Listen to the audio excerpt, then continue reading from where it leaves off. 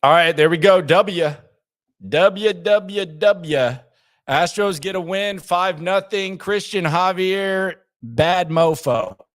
This is why I wanted Dusty to start him in game 3. One thing that I've said right. Might have said I don't respect the Phillies. Might have said they bore me. I still stand by that. But I've heard a lot of people, coming at me for it appropriately, hopefully in the comments, hopefully on Twitter at Landry Locker or on Instagram. But I want to Javier just has that feel to him. He just has that feel to him. 6 no-hit innings today, 9 Ks. And part of me wonders what happens if the two teams split the next 2 games and we have a game 7. He's going to be available. He's going to be available. I can promise you that Cristian Javier will be available. He is preparing today to pitch in some manner on Sunday, no matter what. His preparation is cranked up right now, and he's getting the heads up on that. We've seen some pitchers do this in the past. Madison Bumgarner's the one that comes to mind. That's one of the more legendary short rest bullpen relief appearances, but he's getting ready for it, and he's an effing legend right now. And, I don't want to get ahead of ourselves, and I don't want to, look off season. But when you see what he's done, you see what Verlander's done, and you realize that this guy wasn't even in the rotation at the start of the year. That might make the Verlander decision a little bit more easy. Keep the comments coming in. Jordan says, let's go. Yes. Vasquez, he should start. I agree. Hugo says, are you guys okay with Verlander pitching the next game? The answer to that would be hell yes. I'm okay with it. Am I 100% confident? No. When a guy has started 8 World Series games and he's 0-6, 0-6, excuse me, and his ERA is over 6, and he's allowed 9 home runs. No, I'm not confident, but I do not feel about Justin Verlander the way in which I felt and feel right now about Lance McCullers. I think this is a good situation. I said it earlier today, and it's what my dad used to always say when he was trying to be positive during sporting games. It's kind of weird because now my dad's the negative guy during sporting games, and I've become the positive guy. So his wisdom, I've kind of like reached. I've reached a point where my father, we switched places. But he would always say, if I would have told you we'd be down at 3 at halftime and we'd have 2 turnovers and, Vince Young would be struggling this way, would you have taken that? And I'd always say, yes, sir. Yeah, I would. If I would have told you at the start of this season that Justin Verlander was going to be the Cy Young winner, the World Series was going to be even at 2 games apiece, and he was going to be on the mound against a team that is hot right now, but a team that has the second largest margin of wins against an opponent in World Series history, would you have taken that? I would say yes. And from a personal standpoint, the Justin Verlander thing, I just really don't want him to go out like a chump. Because if he pitches like he did in game 1 of the ALDS and game 1 of the World Series, he's going out like a chump. Like everything that he's given you has been gravy. Like had Justin Verlander come back and been your 3rd best pitcher, that still would have been a pretty good season for Justin Verlander. Like the bar was low. The expectations were low. Just out of fairness to him, 39-year-olds don't come off Tommy John and win Cy Youngs. Tip of the cap to one of the best pitchers to ever do it, a first ballot Hall of Famer, one of the best pitchers of my lifetime and one of the ultimate professionals of this era. But the way that he's pitched in the postseason, the way he's pitched in this postseason should have you at least a little bit nervous, yet a little bit confident. But I personally, The worst case scenario for me for the Astros is, and this is worst case, would be they lose the next 2 games, but Justin Verlander leaves the mound in a tie game in which you can't blame him for 2 losses. He's got to be somewhat decent, and I just don't want him to go out like a chump. I'm going to bring in some of my buddies here. Mike Meltzer, Mad Dog Radio, practicing attorney. He is there. He's got that little grin on his face. Meltz, what is your confidence level? Because you worry a lot. You think I worry? You worry a lot more than me. What is your confidence level in Justin Verlander tomorrow night? On a scale of 1 to 10, I would say it's a 6.5 to 6.8, somewhere around there. Like a little above average, not fully convinced. I mean, I like that he gets the extra day, right? Because he pitched Friday, game 1, and you get the extra day because Nola pitched tonight. I feel like, I mean, here's the thing about it. I don't think there's some majestic, magical thing about the World Series. I've seen Justin Verlander pitch massive games in the postseason. None bigger than the famous Game 6 of the 2017 ALCS. After the Astros got their asses kicked at Yankee Stadium, they were dead to rights. Everyone heading into that building that night was nervous out of their minds, and he pitched a gem and was the MVP of that series. That was a huge part of them winning the championship. And I don't think he's going to be like awed by the moment. I think I understand that people ascribe all this significance to it, but like it comes down to like mechanics. It comes down to the fundamentals. Like he did pitch very well through 3 innings on Friday. And I just think it's like the little things, like the one at bat, not to go too long here, Landry, but the one at bat that bothered me on Friday. Take as long as you want. The one that bothered me, if you remember, the first RBI that Philadelphia got in game 1, Castellanos to left field. Like, okay, they're going to score some runs. They put one into left field, but like he had him down 1-2 in the count, 2 outs, and that's a low ball hitter.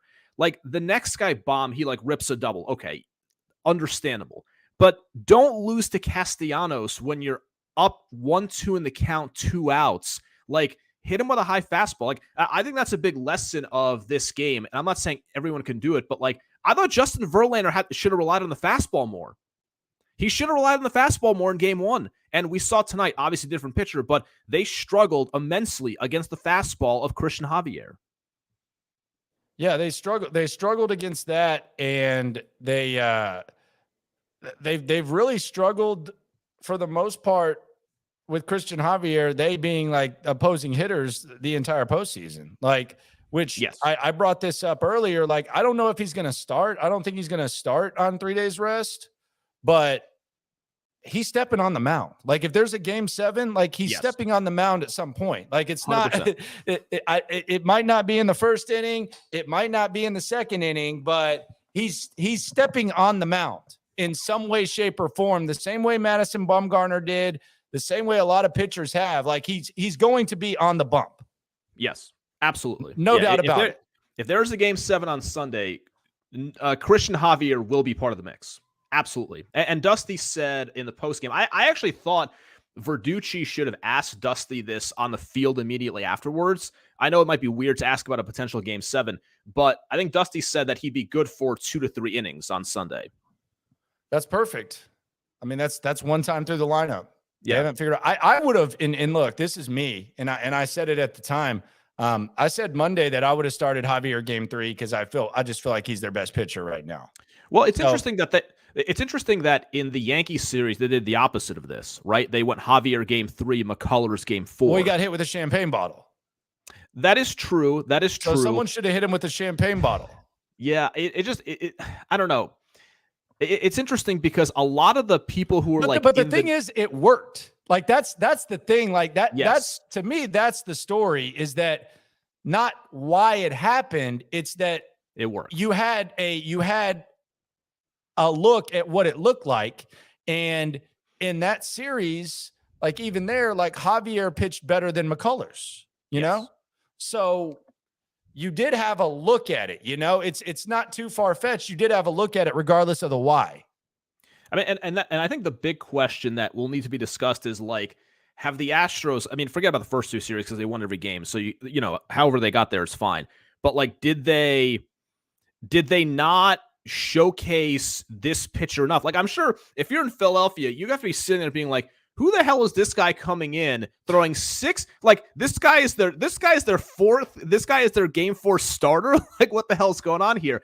And I think about that, like, realistically, no matter what, Verlander or Valdez was going to be, they're going to flip flop game 1 and game 2. Like, they were never going to have, you know, a game 3 of a series. And Valdez, I think, was their most consistent pitcher all year. I could have seen an argument going either way, but the conversation, just based on the scheduling of the series, is if it goes to a game 7, they made a mistake not having Javier in game 3.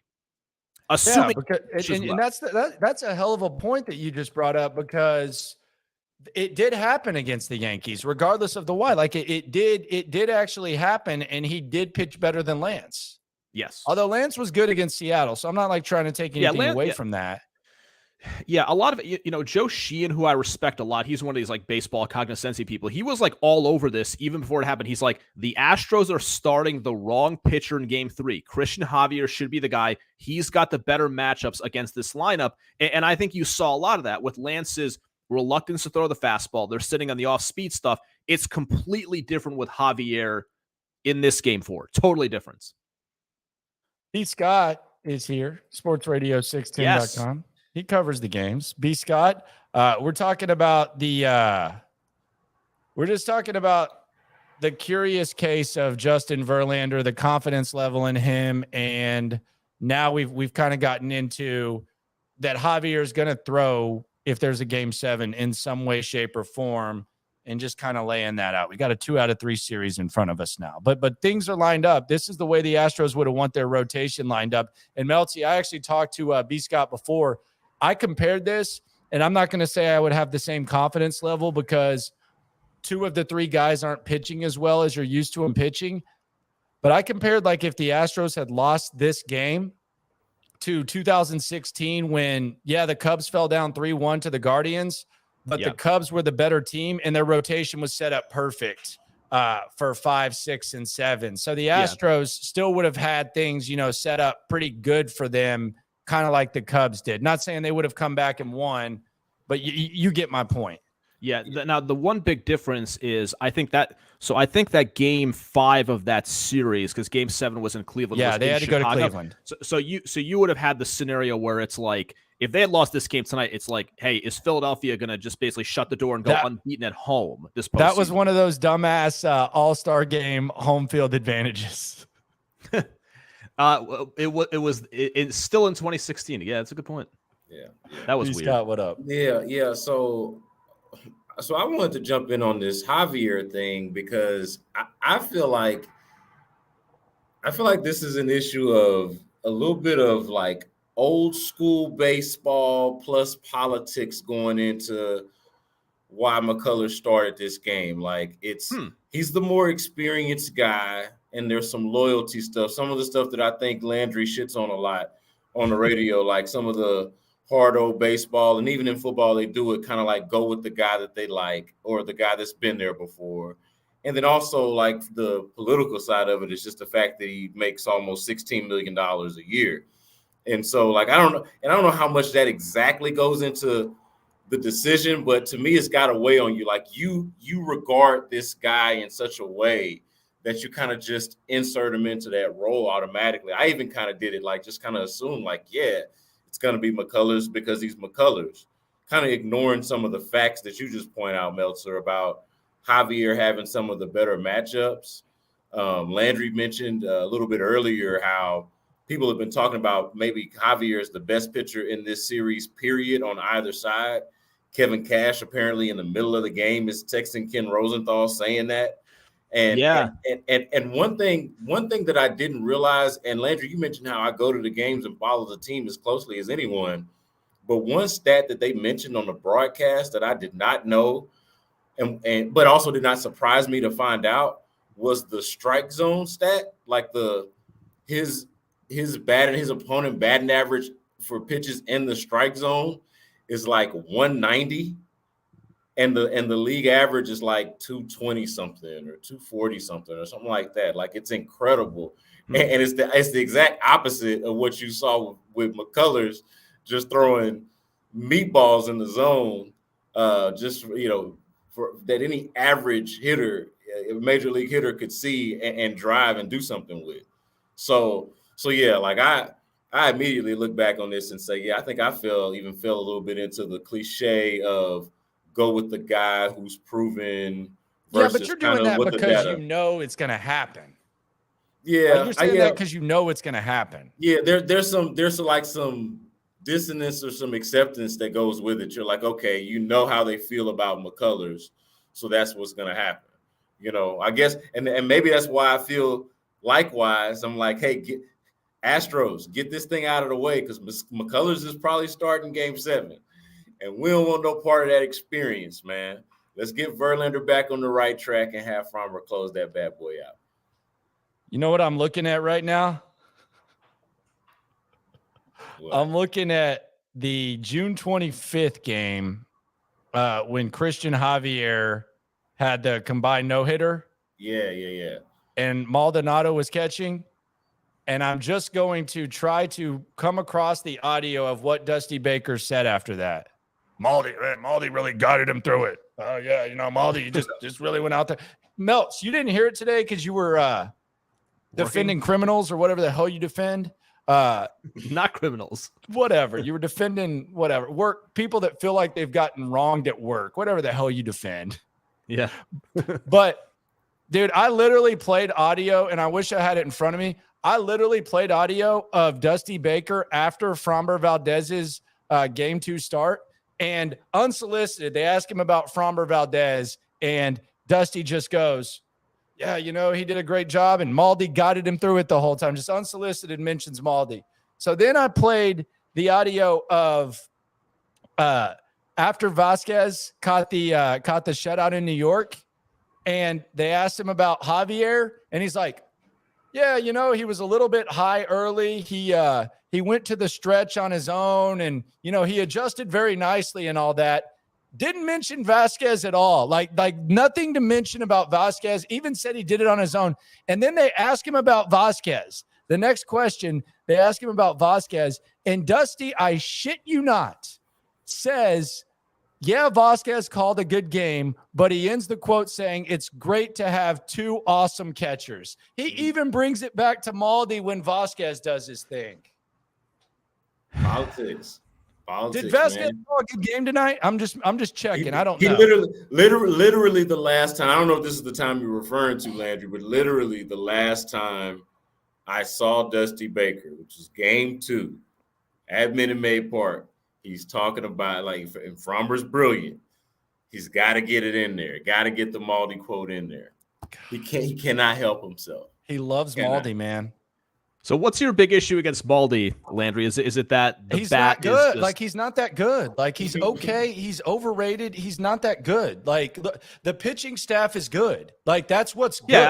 Cristian Javier throws a combined no-hitter with Martin Maldonado, and Cristian Javier throws a combined no-hitter on the biggest stage with Christian Vasquez, and now he's thrown 2 shutouts with him. So yes, you throw out some runners every once in a while. Good for you.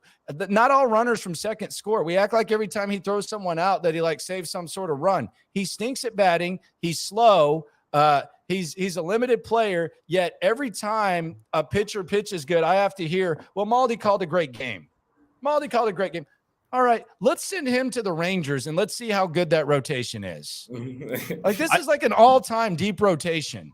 And it frustrates me that on a team where the DH is such a problem, and I know Maldi's hitting 200 and people, it almost feels like a Carlos Beltran 2004 type of performance because he's that bad of a hitter. But I think you're limiting yourself by not having Vasquez as the everyday catcher. It frustrates me.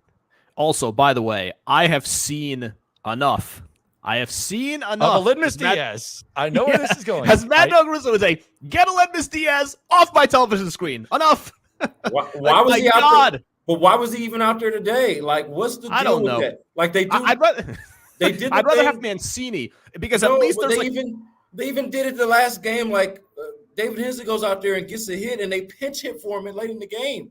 Yes. They pinch hit for David Hensley late in the game, and then on top of that, come back with Aledmys Diaz no hitting ass for what? Why? Mancini and Diaz are a combined 1 for 39. At least there feels like a 1 in 1,000 shot. If Mancini does get a hold of one, it's leaving the ballpark. Diaz, I feel like, could be up there basically for a month and nothing's going to happen, is how it feels right now. Yeah, and see, for me, it's more of a thing like both of them are going to swing at anything, whereas at least Hensley, even as a rookie, is going to go out there and do like an on-brand Astros quality at bat. You know, professional hitter. Yeah, like him. You're going to drive Landry crazy with the professional hitter. Professional hitter. I'm not saying he's good, but Hensley is a professional hitter. Hensley and McCormick are going to go give you at least quality at bats, even if you don't expect them to be like stars or to give you like some kind of big hit. They might, but like Mancini and Diaz are going up there, and they're up there giving you Altuve type at bats, except they're not Altuve. Another point, I don't know if you guys felt this way, and I realize it's sort of lost because they had 5 runs in the 5th inning, but I thought Alvarado hitting Yordan Alvarez was almost like that was like it was a bailout. That was such a sigh of relief because I feel like Astros fans in that moment, it's like, all right, it's great that you've got 3 runners on, bases loaded, nobody out, but like we know how that can go. I thought like even just the 1 run, just like, okay, you know what? You got one, you got Bregman, he's the guy you trust the most. I'll be honest. That was a gift. I'll be honest. Like in the past, when I've watched the Astros play baseball, like in that situation, I'm thinking, man, got to get 3, got to get 2, got to get a couple of runs. After wasting Tucker's like awesome base running / double with Yordan Alvarez up, this is how bad the bats have been. And I think this is, I like when we go through like the emotions of watching the game and just your overall feel. That's why you're my boy, Melts. But I felt like I just wanted a run. Yes, yeah. I felt like I just needed a run. That was it. Just give me like, one. I would it have shocked me if Yordan Alvarez popped up and then all of a sudden there was a double play by Alex? No, I felt like with the bases loaded and Yordan fucking Alvarez at the plate, I just wanted a run. That's even though he had gotten a hit in his first at bat of the game, like he's been so bad lately, like even the recency of, hey, he just got a hit didn't make me feel that much better about him being up there. Like I always feel like it's pretty decent about it, but it's like it's almost like hitting a free throw or getting a layup when you're struggling as a shooter or something like that. Yep. You just kind of need to see the ball go in the basket. You just need to touch the plate. However you get there, it doesn't even matter. And they hit a couple of guys. Like, to hell with it, man. Sometimes it's better to be lucky than good. Like, didn't Vasquez get hit? Yordan got hit.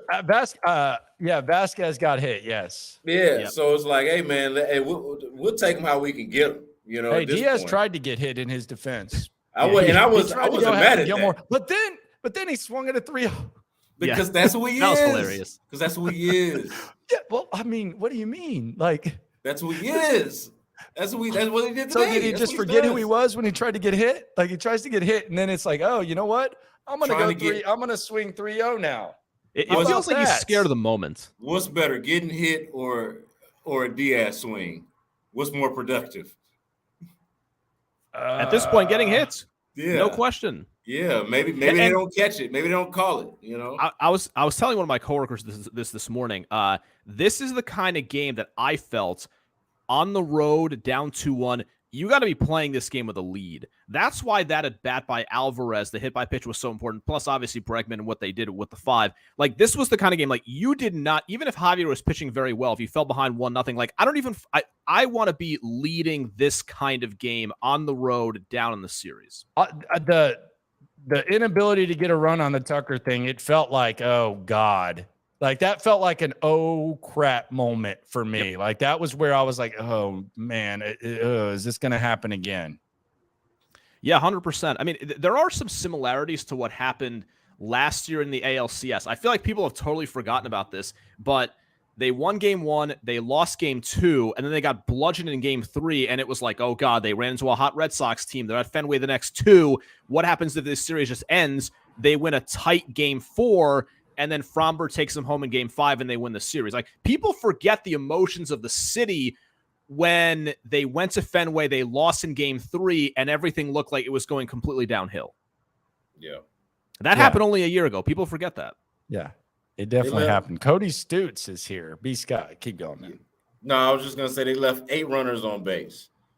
So like, so you get the big inning, but like, just kind of speaking to your point, Landry, I'm right there with you. Like, they left 8 runners on base, and you felt like, hey, they're gonna do this again, coming off of a game where they didn't hit at all. So yeah, no, that was a big moment. Jordan getting hit, huge moment. What up, massive? buddy? Did you feel like that was a bailout, Stutz?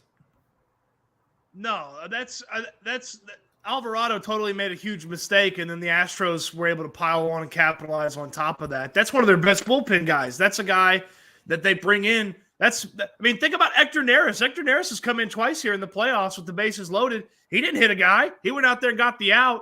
Alvarado, the moment was too big for him. Shrink, boy. No doubt. The hell did you just say? Shrink, boy? The moment was too big for him. Shrink, boy. Hey, that might be, you need to throw that one in the dumpster.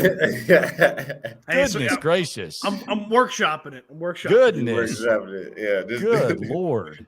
Shrink boy? Shrink boy. Oh my God. Boom goes the damn dynamite. It sounded good off the tongue. Hey, so do you how do you feel about Verlander tomorrow? Because we were talking about it before. Feel okay. Don't feel like I would feel with Lance McCullers. My trust issues aren't that deep yet. Although he's pitched worse than McCullers in the postseason, top to bottom, maybe. It's close.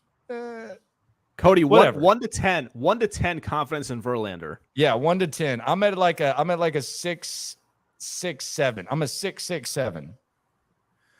I'd say 7.8. Wow. It's very specific. Very specific of you. I feel like he's going to ride some Javier momentum. And in sports and really in life, if you're a true badass, you can take that energy from a young player who has success in that moment and carry it over and ride with it. And Verlander's going to be gassed up. I bet he's hitting close to 100 on those early fastballs. And if he gets through that first inning unscathed, then he gets Harper to start the bottom of the second.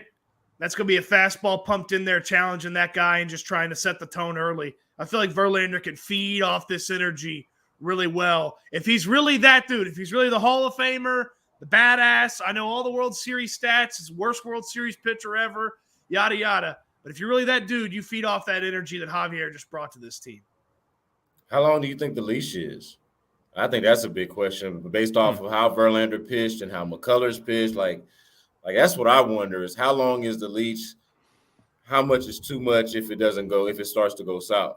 Well, with Dusty, the leash might be the weekend. Yeah. Who's the first guy up? Like, I also, because I wonder, you obviously have to pitch to the score or manage to the score. Like, who are the first guys you're thinking about bringing into the game? With that question. So for Verlander? Yeah. I kind of like this was something the Mariners did in the series, and the broadcasters were talking about it. They go fireman, long man instead of long man right away. Yep. So I'd dial Stanek up. If Verlander's in trouble, I'd get Stanek up, and then I'd have Hunter Brown ready to come in right after that. That would be really weird. I'm not like saying that it would be. I'm not saying that I'm opposed. It would just be. It would just be weird that you don't trust Stanek at all until Game 5 of the World Series and with this series at 2-2. But it's already weird. It's already weird that they don't, especially with how he pitched yesterday. But that would be kind of strange to me. I feel like the leash is going to be. There's going to be a leash, especially like it.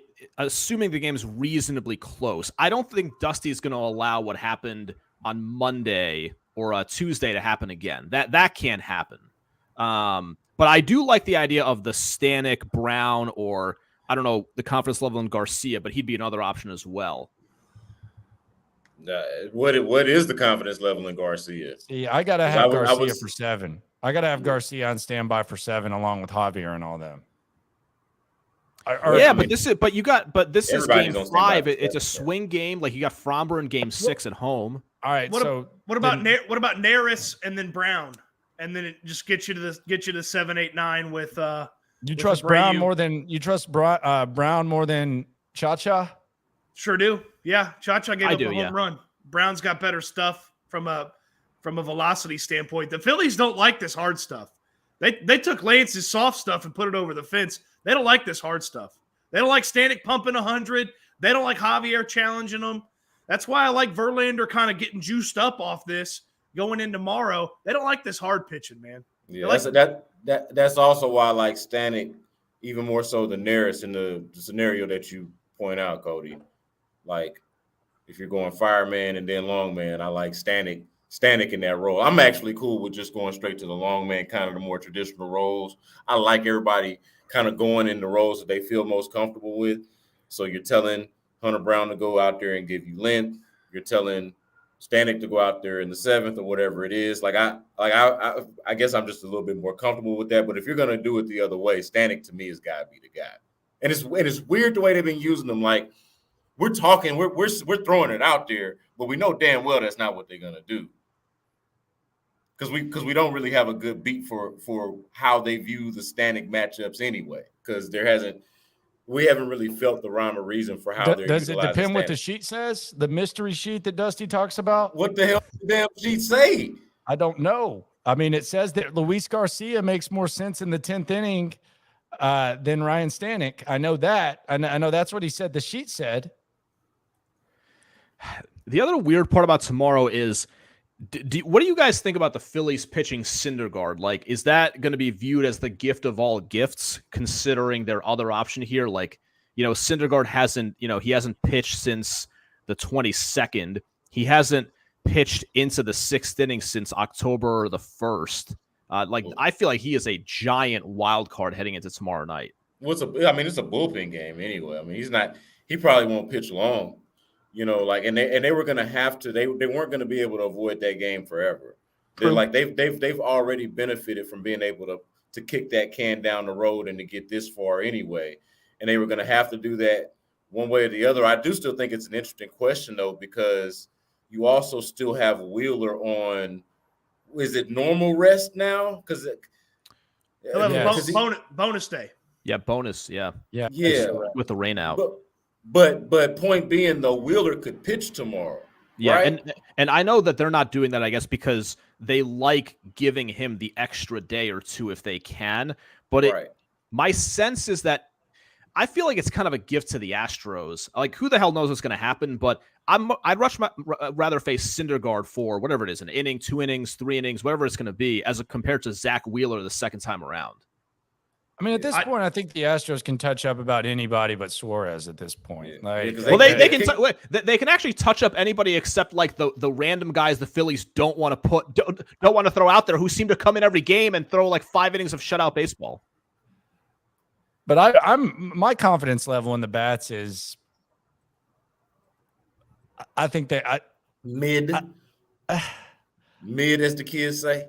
They've only gotten runs off of 3 pitchers. Yeah, that's the weird part. And two of them are very well. Excuse me. Yeah, 3 pitchers. They've gotten runs off of Alvarado, Nola, and Wheeler. That's it. How does Syndergaard go about, preparing for a start, standby, and then all of a sudden, hey, here you go. Like that. I know pitchers like routines. That seems like the most effed up routine of anything. Well, he is a long way from the glitz and glamour of being the stud in New York, man. Yeah. He's a long way away from that. Can they still call him Thor if he's not like a superhero anymore? Like, does he have to get rid of that nickname now? He's like the only people that have seen the movies. He's like the fat version of Thor now. From the movie. Damn. That's what it is. Hey, but at least he was funny. Yeah. Yeah. I don't know. Yeah, no, but it is interesting though, because it's like, hey, wouldn't you, if Zach Wheeler is supposed to be your ace, wouldn't you rather it's your last home game. It's going back to Houston. So it's your last home game, last game you're going to play there in the World Series.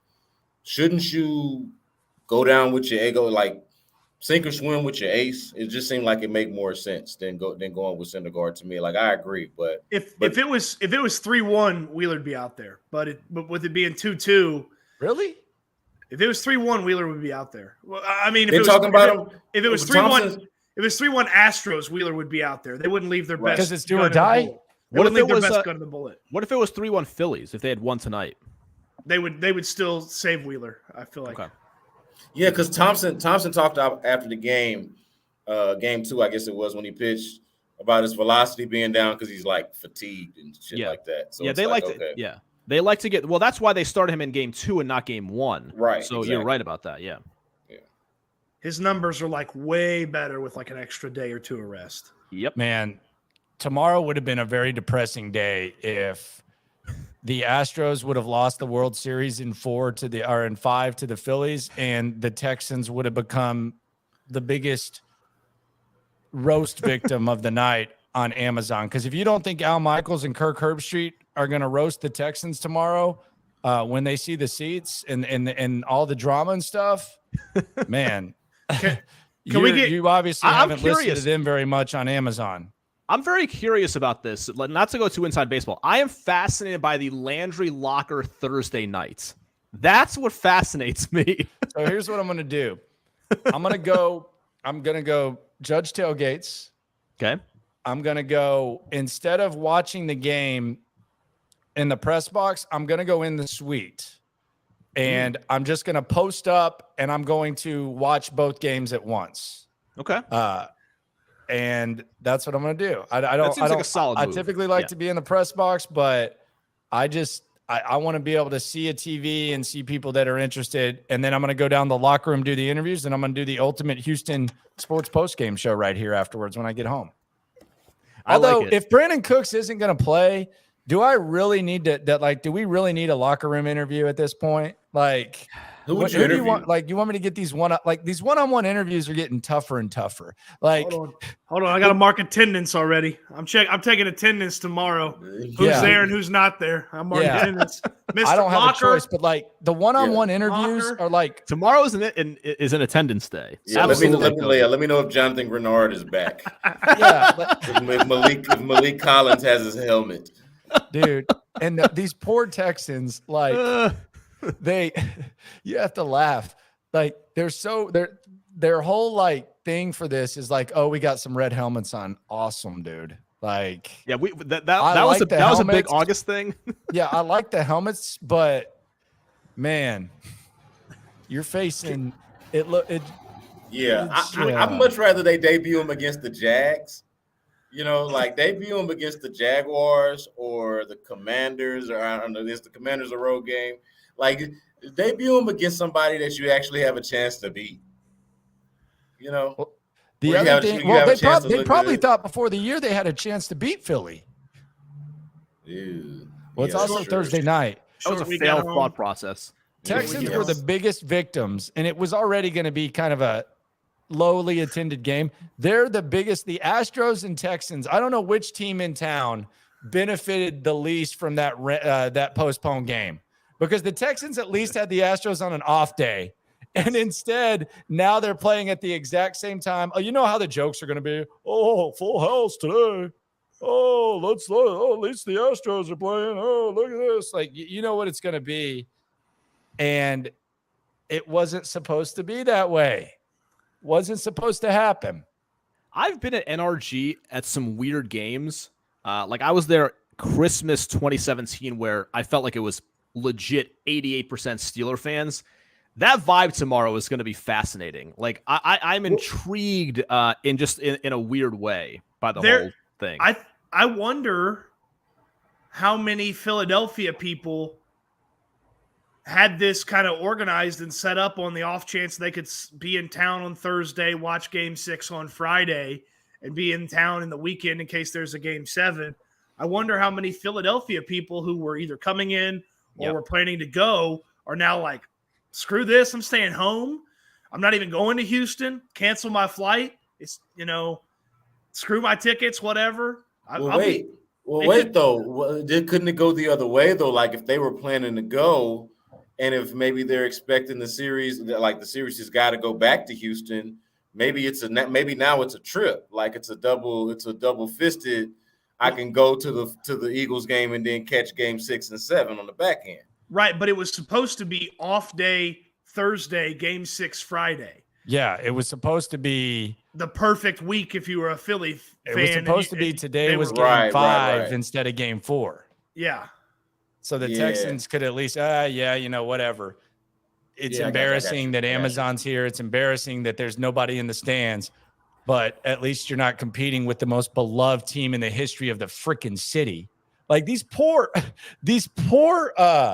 PR people and everyone that has to work for the Texans, like Amazon is a stressful process. And the week that Amazon's coming here, you don't really have much of a storyline. Like, what are they going to do? Showcase Davis Mills? And Brandon Cooks just decides he's going to hike his leg all over Nick Caserio and everything else like that same week. So, and it's not like you're preparing for like a sold out battle red old school atmosphere. Like this is a kick to the nuts for the Texans. Davis Mills is on the promos. I've seen him. He's curious. He's on the promos. I'm curious what the ratings are going to be like. Like I would. All right. So I'm assuming locally the Astros will win, obviously. Oh, okay. That's a hell of a call, Mike. But I'm curious what it's going to be like nationally, because, you know, the football games obviously kill. Like baseball could basically, I don't know what they could have guys exploding on the screen and it's still not going to beat any random football game. So I'm curious how that is going to be given the disparity in these teams. I mean, it's going to be the lowest rated game of the year on Amazon, I would think. Maybe. Sometimes I think this stuff surprises you, man. No, that's right. That's right. Yeah. There's not even I almost wonder if it was just it's one thing for it to be, hey, it's not an enticing matchup because one team is so much better than the other. At least when it's two crappy teams, you're like, all right, cool. Let's watch these two teams slop through a game. Yep. Like, this could be a damn scrimmage for the Eagles tomorrow. This could be training camp walkthroughs. Someone didn't see that Jordan Davis is on IR.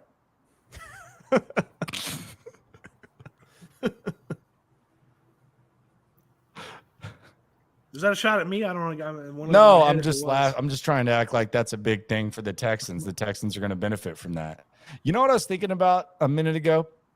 The most impressive thing that the Texans have managed to do, and it was when I don't know how, you know how like when you're on Twitter, you like scroll and like on the right, it has like 3 random ass people that they think that maybe you should follow or something. I don't know what, and it's like accounts. David Johnson was up there. So I decided to click on David Johnson and I decided to like scroll through David Johnson.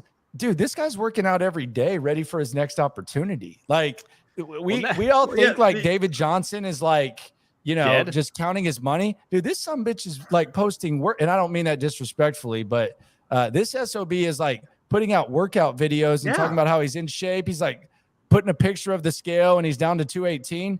Good. The Texans impressively managed to get rid of David Johnson and have an even worse backup running back. Well, I mean, for David Johnson, he's got, 3 months now? How much better is he than Rex Burkhead? Is he better than Burkhead or not? The XFL's like right around the corner. Year. He's got to get ready.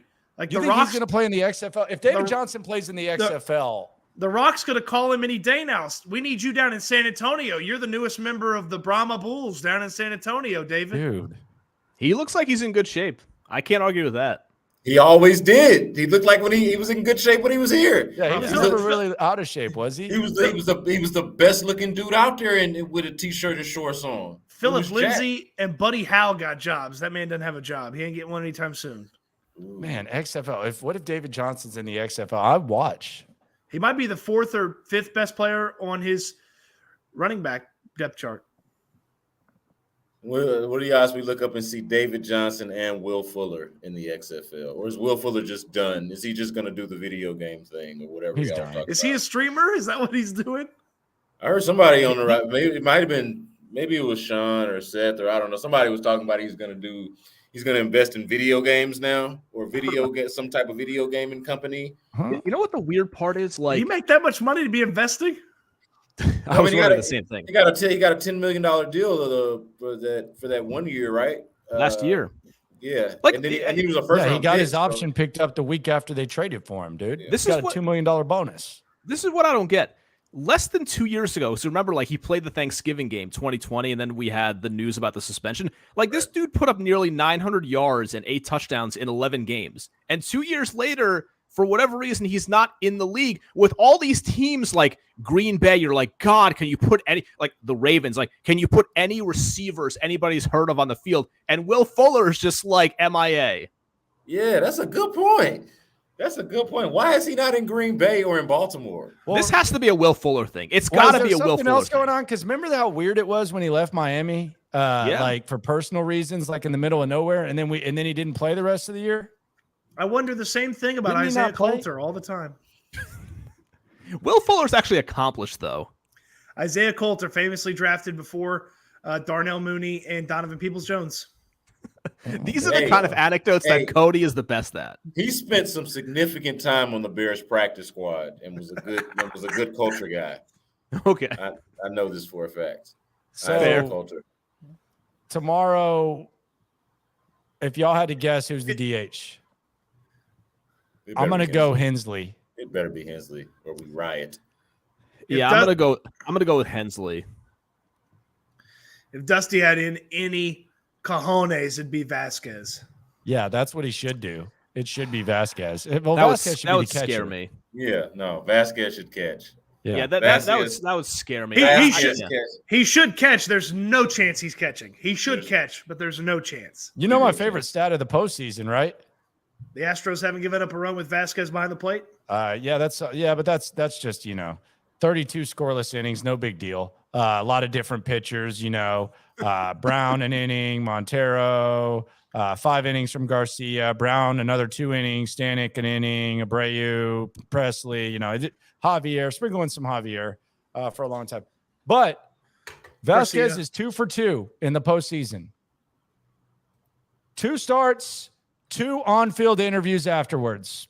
That's when you know you're balling. You get the on-field straight after the game interview. Cristian Vasquez, 2 starts, 2 on-the-field interviews. Go talk to him, Verducci. Let's go. Nah, see, what you don't understand is this is the expectation from Maldonado. That's why he doesn't get the interview every game. It's because they already know every game he's calling a good game. It's the expectation. So since it's the outlier for Vasquez, that's why he's getting up there. Here's what's going to happen too. And this is, I have a couple of nightmares, and I always have like really weird nightmares. I have an idea and I have a nightmare. Idea, first of all, I think the Texans, with the way Brandon Cooks has disrespected him, I think they should put him in that jersey swap where you can swap his jersey out. And I think they should do it while he's still on the team. I love for that the amount idea. of disrespect he's shown. I love that. Second of all, this is a fear. This isn't like an idea. This is a fear.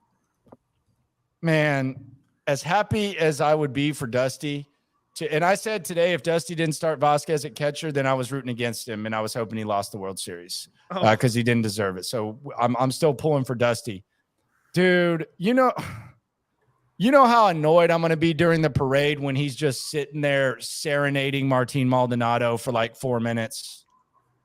We couldn't have done it without this guy. This next guy, we know all the big names.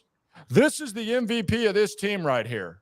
If I had a vote for MVP, the value this guy adds in the clubhouse, the value he adds to our rotation and our staff and the way he guides them, Martin Maldonado, one of the best catchers I've ever been around. Dude. They never have to shake him off, Landry. They never shake him off. There's value in never having to. He's supposed to be the one that notices tipping too, by the way. If Needle Dong 78 on Twitter can figure out that Lance McCullers is tipping, shouldn't the guy that gets all the credit whenever the pitchers do well be able to figure it out? Why am I getting mad right now? They just won. It is baffling that there was not one catcher nor mound visit to Lance on Tuesday. Have they had a mound visit? How many mound visits have they even had the whole postseason? I don't think they used one in game 2 either, if best of my recollection. No, they didn't go to Verlander. They didn't go in one. In one, they didn't. Does Lance, and I'm around Lance probably as more than anybody here, but does Lance not strike y'all as the kind of guy that maybe don't bother me? Yeah. Good point. Good point, V. Scott. I can see him not being mound visit friendly. But they've done that before with him. If you remember, now this is back in the day when they had more mound, Game 7, the whole 2017 World Series, they're mound visits up the wazoo. It was every batter basically mound visits. Yeah, that was 5 years ago, Mike. He's a veteran. He's the second highest paid pitcher on the team now. Yeah, but it's just weird. It's weird. I know the home runs kind of came in bunches, so there aren't. It was weird. Yeah, that was short hair Lance. This is long hair Lance. Dude, different. What would happen? I know this is going to sound weird. What if, on that note, what if we got to a Game 7, Lance comes out, short hair? Oh, it'd be like Wild Thing Vaughn. It'd be like Ricky Vaughn when he got the haircut back in Major League.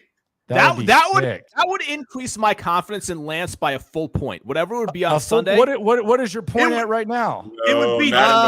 It's not high right now. Man, not in the World Series. He cut in the World Series. If he cut that hair, 10 out of 10 confidence. He's shoving. No, cutting the hair in the World Series shows that he's lacking confidence.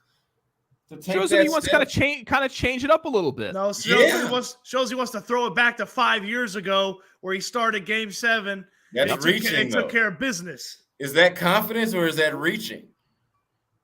Depends on the result, Brandon. Depends on the result. Yeah, let's play the result on that one, man. I'd be worried as shit. Y'all wanna laugh your ass off because I just got this, and I did it on the go. I got my Rodecaster Pro 2 here. I just got this.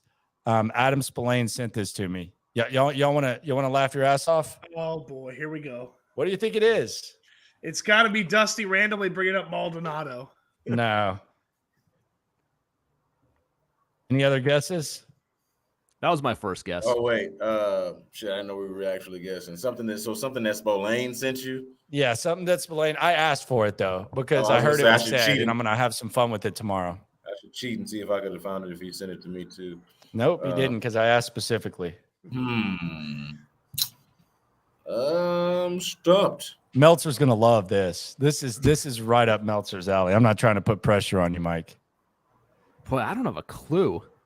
All right, here you go. This is Dusty Baker talking about tomorrow night in H-Town. Dusty, tomorrow night, you guys will play Game 5, obviously, and then the Texans will play the Eagles on Thursday Night Football, Eagles in Houston. Just what's been your observation being here for a couple of days? Just you mentioned going to the market yesterday, just being around the fan base, being in the stadium last night where you have two cities that are about to play a World Series game and a Brian T. televised NFL game on the same night tomorrow night. Are we playing at the same time? So I don't get to see that game. Yeah, I mean, I've always liked the Eagles, but I like the Texans because Lovie Smith is my partner from Chicago, and I think it's great for the city. It's great for any city when you have a World Series and you got an undefeated football team. Here you go. So I'm sure it's not going to probably affect the crowd on either. You'll probably have sellout crowds at both. Nope. I did sellout see crowds at both. I did see you said that shit. Sellout crowds at both. Hey, two indicators two indicators that Dusty Baker is not following. He starts off by saying, basically, when is Thursday Night Football? Yeah. They play at the same time as us? What time is that game again? And then he says there's going to be a sellout crowd, which means he has not watched any of the games and seen any of the crowds at NRG Stadium this year. No. That's wild. Yeah, I don't know how much of a Texans fan Dusty is at this point. Not at all. I don't think he's watching too much. I think he's been a little busy, guys. It's been a little busy. Damn. I mean, I thought he could follow a little bit. Jeez. What is the genesis of that question? Like, what kind of answer are we trying to get here? Yeah, I always am interested. Like, what are you trying to get? Maybe like just a quote heading into tomorrow where it's like a generic, it's a huge day for the city. We'll see what happens. So Brian T is clearly writing some type of column with the angle of this double entendre type of situation with Philly and Houston or whatever. Yeah, So and like Brian T's probably going to say the Texans are ass and the Astros are the heart of the city. And the only team in these 4 teams that is headed in the wrong direction is the Texans. Yes.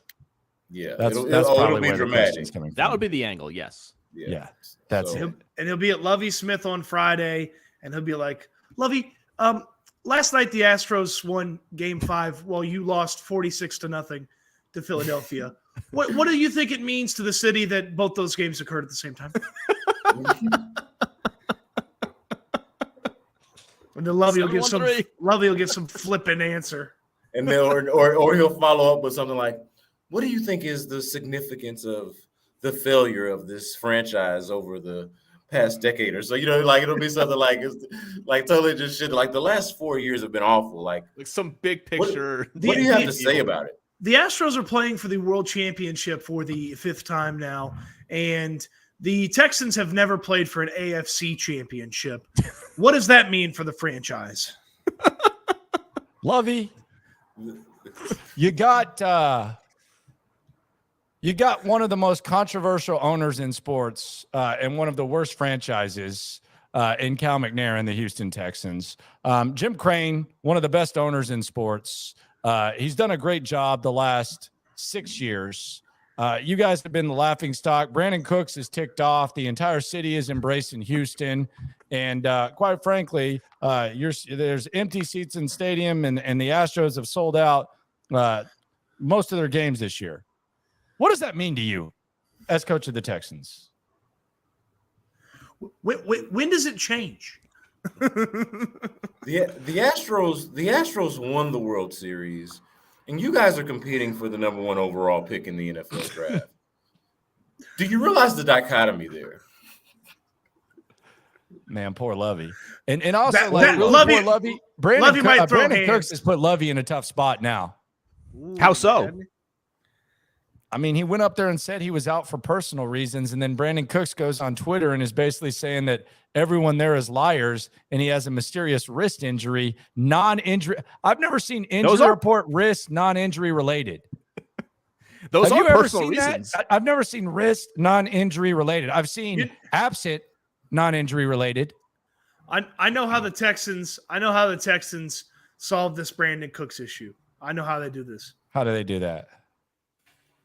They make a roster move. There's an open roster spot right now, I think, because they just waived a guy. Justin Britt, come on back. Let's go. The heart and soul of the offensive line is back. Justin Britt is back. We don't need Brandon Cooks. We got Justin Britt. Character guy. Tough, smart, dependable. Even post O'Brien, tough, smart, dependable guy. Fought his demons and returned to the gridiron. Do you think Justin Britt's like still in Houston? No. Do you think Justin Britt knows more or less about the Texans' current situation than Dusty does? Has he been watching? Does he know what time the game is on Thursday? Could you name more of the roster than Justin Britt right now? Yeah. Do you think that Brandon Cooks, part of his anger is Kamu Grugier-Hill and Justin Britt? Not like in what sense? In what sense do you ask that they just gave Kamu's release? So I'm just using my roadcaster like a champ right now. We had B Scott on, or not B Scott, B Cooks, Brandon Cooks. We probably had B Scott on too, but I just asked Brandon Cooks, like basically like the whole gist of the interview was Lopez asked him, why'd you commit here? Like, what did you see? And then I just asked him, like, what did you guys accomplish last year? Like from last year to this year, what exactly was accomplished? And I went back and listened to this just in wake of everything. And I wonder if like he's upset that Justin Britt and Kamu Grugier-Hill are gone. What do you think y'all accomplished last year, just from year one to now? Because obviously you played for 3 coaches early in your career, 3 Hall of Fame caliber coaches. Turned into Brian T. You Smith. have 3 coaches in 3 years with the Texans. Yeah. What do you think you guys accomplished the most last year? I would say the biggest thing last year that we probably accomplished is just finding some of those foundational pieces. You know what I mean? Guys that, Nick brought back. obviously that meant something. Guys that can be able to build this foundation for the long term. Look at the guys that they brought back. What foundational pieces is he speaking on? Maybe he was talking about how they convinced Laramie to show up. I obviously was very angry at Brandon Cooks yesterday, and now I'm just like, Whatever. now a day later, I'm just like, the whole thing is exhausting. And Mike, you peed out and didn't tag him. That was a big pee move by you. You don't need to. I'm not going to tag an athlete. You should have quote tweeted him.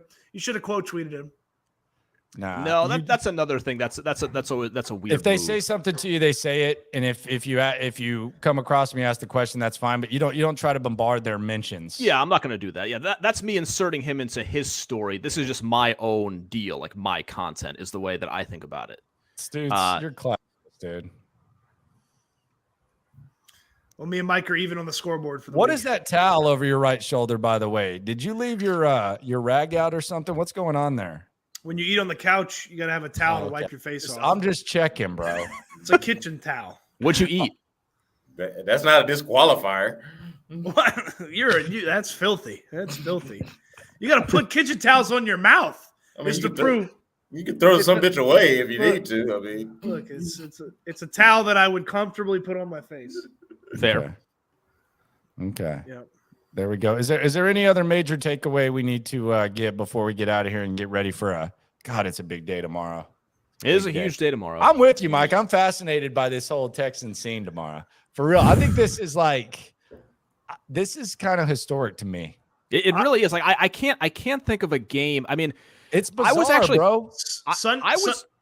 I was at a Texans game in 15. It was during, I think, game 1 or game 2 against the Royals, the ALDS. But that was with the But Astros. they were good. Yeah, they were good. Okay. But that was at the start. It was like, hey, we're in the playoffs. Like, this is a whole different kind of deal here. Sunday was the easiest get to the stadium traffic I've ever been in my entire life. And I'm familiar with the get there on a Thursday traffic. It might be real light. Yeah, awesome. I got to the stadium probably like 90 minutes before kickoff on Sunday and parked as close as I did when I got there 3 hours before and walked past about 10% of the tailgates that I usually walk past. Sunday was light. Mel's in leg hiking with McLean today. Lopez asked yesterday. McLean, or was it yesterday? Yeah. Lopez asked McLean if this game would have lighter attendance than Battle of the Piney Woods. They had 20,000, dude. Yeah, like butts in seats. Like they had 20,000 asses in seats there. Yeah, no, I've been to every one. I've never missed one. But by the way, it has never looked like that though at a Texans game. That for that to even be a question, and then to be able to think about it, be like, damn, will it? That is some sad shit. Shit. I'm in a weird personal spot on Sunday because I have a Sunday wedding this weekend that I am in the wedding. I don't even know what time it is. But I'm Did you have a rehearsal or some shit the day before we got to rehearse? There's no rehearsal. There's no rehearsal. Invitation? It's just a wedding on Long Island on Sunday. How in the wedding are you? I'm a groomsman. That's how in the wedding I am. Oh I'm not getting married, but I'm a groomsman. How good of friends are y'all? You're about to be an usher. Fourth grade? Y'all known each other for a while. Why is he having a Sunday wedding? That I can't really explain. I mean, why do Sunday wedding? Why do you not have a Saturday wedding? It's a mystery. But game 7 would be at money, night. Man. You save so much money. Yeah. Yeah, you're dipping out. I mean, you weren't gonna have fun at the reception anyway. We'll see what happens. I do think it's earlier than game 7 would be, so I could be saved that way. Yeah, you probably get like a 3 noon. So you're traveling on? Are you traveling on Saturday? No, I'm actually traveling on Friday, so it works out better for me. So this whole thing worked out. So you benefited from the rain. You're not the Texans or the Astros. I benefited from the rain. So Mike was happy about the rain. There we go. Yep. Are you okay? Hold on. Are you traveling on Friday so that you can go watch Michigan play Rutgers on Saturday? No, I'm not. I was actually thinking about that just as far as timing, because I have to get myself this is too Mike Meltzer inside base. I got to get myself from Brooklyn to Long Island, and I'm trying to figure out how I to don't even know what the hell that coordinate it. means, sir. Yeah. Give me What a does that Houston mean? equivalency. Is Yeah, that like well, yeah. Give me What is something. it? is that I guess- that's like Woodlands to Texas City? That's what I was Yeah. thinking. Yeah. Yeah. Something like that. Yeah. We're just going to take a little while. Like Yeah. Woodlands to Galveston? Yeah. I'm hoping the Rutgers game is not one I should sweat, but you never know. Yeah, I do. You're not I gonna see. need I'm to in a sweat it. weird. I'm in a weird spot also because we have what? Yeah, you're basically fine. the biggest game of the year in the college football season to date on Saturday as well. What, Texas K-State? I know it's big. I don't know if it's like the biggest. It's up there. I know. But- Yeah. Yeah, man. I that's at 6 o'clock, so I'm gonna have to be double dipping. That's right. You bet The you got Stros, yeah. That's right. You'll be triple screening that. You got Bama LSU at night too. Give a damn about that weak ass game. You kidding me? Bama We got sucks. Clemson Notre Dame on Should have beat Saturday their as well. ass. Bama lot going on. sucks. Should have beat them. You got to watch the Texans' next quarterback. Well, maybe. That's another Maybe. conversation. Appreciate you, fellas. Enjoy tomorrow, Stoots. You're going to the game. Melts. I'll be there. Happy travels, B. Scott. I know you'll be there too. So all hands on deck as usual. Do a little late post game. We'll just do a super Houston post game show. That's what I'll do after I get back from the stadium. See y'all tomorrow, man. Or talk to y'all tomorrow, whatever. Enjoy the day. Get some rest. Holla. Indeed. See you guys later. Cody Stoots, Brandon Scott, Mike Meltzer. I'm Landry Locker, at Landry Locker on Twitter, at Landry Locker on Instagram. Daily content. We've been doing this, I don't know, 2.5, whatever months.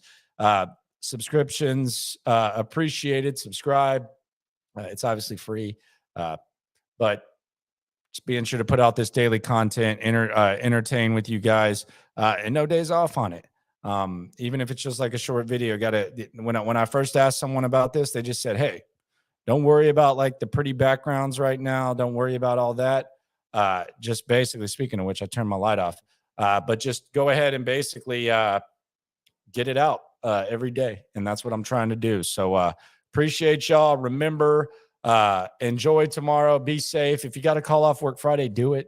Get your excuse in. Because then you'll get to watch the World Series and they'll go into a World Series. So it'll just be all fun. So if you have off days, go ahead and use them on Friday. Strong recommendation. And always remember, we're in this together. Subscribe, whatever you got to do, at Landry Locker on Twitter, at Landry Locker on Instagram. Have a good night.